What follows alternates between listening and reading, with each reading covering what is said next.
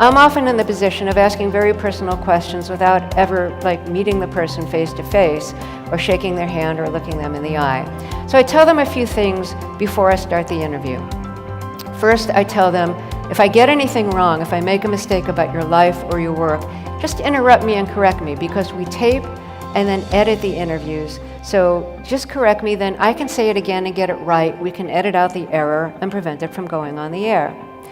And then I tell them that if they figure out in the middle of an answer what it is they really wanted to say, or they just thought of a clearer, better, more concise way of putting it, and they want a second crack at it, they should just back up to an earlier part of the answer and say it again, and start at the beginning of a sentence so we can make a clean edit. That might sound to you like bad journalism. I mean, I'm giving somebody the chance to redo something.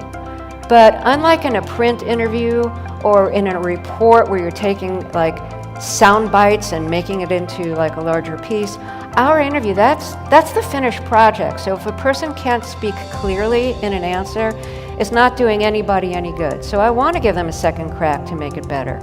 I take that opportunity myself. I sometimes re-ask questions if I feel like I just didn't state it clearly enough.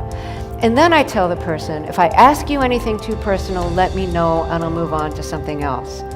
That might sound like bad journalism to you too, because I'm letting them guide me on something.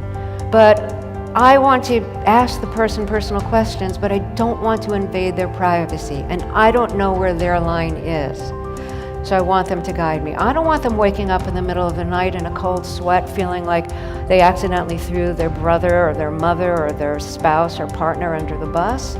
So I want them to guide me on that. And by doing that, I'm giving myself the license of asking anything, because I know I've put the ball in their court to tell me when to stop.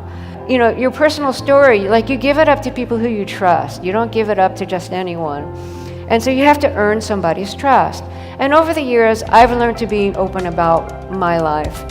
The voice is the instrument that we are born with. We speak, we sing, even if we only sing when we're alone in a room. And like any instrument, there are things you can learn about your voice.